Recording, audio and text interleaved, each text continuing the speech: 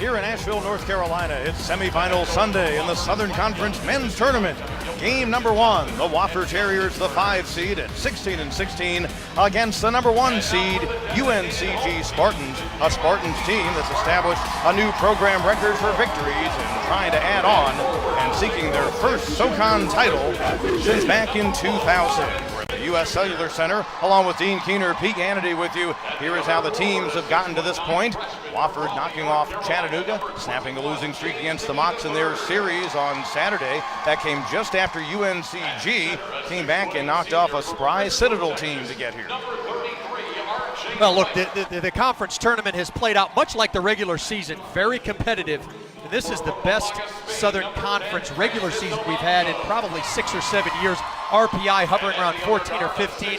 We're going to see 2 really good games here this evening, and it starts with the Spartans and Terriers. Depending on how fast you drive, UNCG's campus located inside of 2.5 hours, maybe 3 from here, and Wofford's campus about an hour and change down the road in Spartanburg, South Carolina. Our building blocks for the ball game, they're presented by General Shale. For the Wofford Terriers, they have to protect the house. They must limit the inside touches of the bigger and really talented UNCG front court. For UNCG, they've got to defend the 3. The Terriers' backcourt is lethal behind the arc. Third meeting of the season, they split with each winning at home during the regular season, and each a very similar game, both roughly 20-point outcome. Let's give it the starting lineups as Wes Miller gathers his top-seeded Spartans around him. And for the Wofford Terriers, they've got a fine backcourt, really a battle of 2 really good backcourts in this game today, but Fletcher McGee and Eric Garcia do so many things well, as do Francis Alonso and Deontay Baldwin. You're exactly right. Look at it. When you're talking about Garcia and Baldwin, 2 battle-tested seniors, slight edge to Garcia only because he's won this tournament twice before, and then 2 of the best shooters, they happen to be sophomores. We're going to see them competing for the next couple of years, and Alonzo and McGee, but don't forget about the front courts. Exactly, and to that point, Cameron Jackson about to jump center against R.J. White. Jackson combined for 31 points in the 2 games for Wofford against UNCG, but White is joined by the gangly redshirt freshman James Dickey, who already has shown to be a great rebounder, and when he adds offense to his game, he'll be one of the best big men, I think, ever to play in the Southern Conference. Underway, UNCG, the higher seed, they're wearing the gray uniform, and that's Deontay Baldwin at the point. We will see Wofford in that patented half-court man-to-man. Dickey inside, instead of going up with it, he feeds White in our first field goal of the game, and James Dickey adding a little bit of distribution to his offense, too. Kind of a tweener in yesterday's contest, and you're right. I mean, because he can play a lot of different positions, offensively and defensively. How about the back end by Cam Jackson? Boy, he went with the left hand last possession. Now he backs in and goes over the left shoulder right hand. Their year 24-8 coming in. Regular season co-champs, although they got the top seed. Garcia for 3, and he ties us up at 9. The guy who's given some good work as a 6th man since he moved to that role from the starting lineup. Ran it down. Alonzo just inside the free throw line. Shows you a little game right there on the stop and pop. Wofford 4 out of 5 since starting the game, 0 for 3 from the field. Here's McGee, top scorer, Garcia. Little shovel, Sawvell from the elbow, and Ryan Sawvell. One of those lunch pail guys, he does just about everything you need him to do, just doesn't have overwhelming numbers to show for it, but Baldwin got right by the Terriers defense. Mike Young, their head coach, just made a mental note of that. I'll be surprised to see that happen the rest of the game. You got that right. That's 1A during the next time out on the list of things they'll talk about. The UNCG Spartans, the top seed, trying for the first time in nearly 20 years to bring their program a Southern Conference Tournament Championship. And leading here early on with Dean Keener, Pete Hannity with you here in Asheville, North Carolina. This great tournament. We're in day number 3 for the men. Of course, yesterday with the 4 quarterfinal games, we saw some competitive action. We saw both UNCG and Wofford play tight games in the afternoon session. Really kind of flows in those games a bit different. Here in the early going, though, I'll tell you what, each team has plenty to be proud of, and a few things the coaches are probably emphasizing. Up and down, and both teams got to be really excited. Hey, look, Wofford's won this 4 times in the last 6 years. For UNCG, first time under the spotlight. Learning how to win the big ones is a difficult thing, but Wes Miller has done a really nice job this season, has him well positioned. Third member of our crew is Meg Sloggett. She is more on the fan who perhaps traveled the most miles to get here today. Jordan Kuiper's dad, Jan, is here all the way from the Netherlands to watch his son play.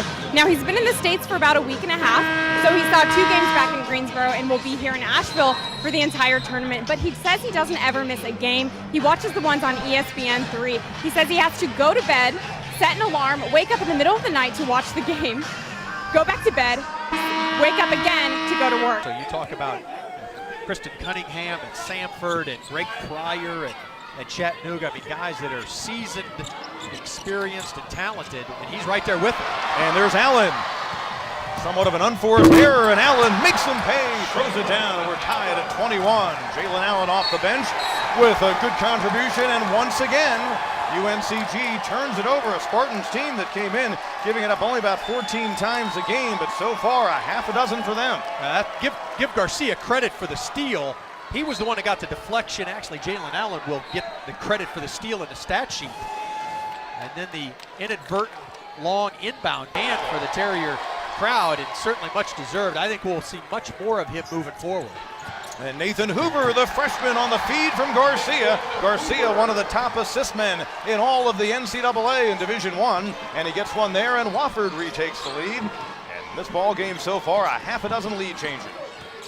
Terrific out-of-bounds play by Wofford. I'll tell you what, if there is a better basketball coach than Mike Young, just in the sense of he doesn't do it unknown. People in the business know, but he doesn't get the credit he deserves. Hanger for Baldwin, can't get the roll. Pegram right there for the rebound. Terriers have a run going. They came out of the last time out, down by 6, but they moved back in front, trying to extend this run even more. Sawvell knocks it down, and the Wofford Terriers forcing Wes Miller to call a timeout. A 10-0 run, and Wes Miller giving it to one of our officials in the ball game today. Frankie Bordeaux hearing it from Miller. And the Wofford Terriers have gone themselves a nice little stretch here, moving ahead by 4. Well, generally when they are on the attack, Eric Garcia has something to do to it. The deflection steal, dunked by Allen.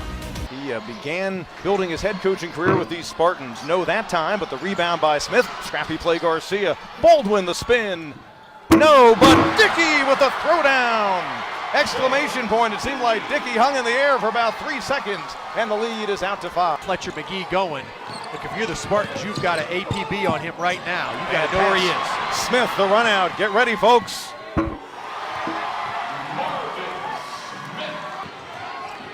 Sawville fade away, and Dickey there to get the rebound. Dickey yesterday had a career high 19 in their win against the Citadel, and in the ball game today, some good work on the glass, getting close to 10. Baldwin, little teardrop runner over the rim and in. Nice answer for Deontay Baldwin. Terriers need a 3 to make it a 1-possession game. McGee, Fletcher McGee. Put an asterisk next to that if you're charting a play of the night. We gave the Geico play of the game away a little bit too early. You knew he was going to take the shot. I'll tell you what he does is he turns his body and he squares his shoulders. Watch it. When he releases it, his shoulders are square to the rim, and that's what great shooters do. His follow through is good. Now look, that was a crazy good shot. Garcia and the Terriers. McGee is going to heave one from out that way. Couldn't get it to go.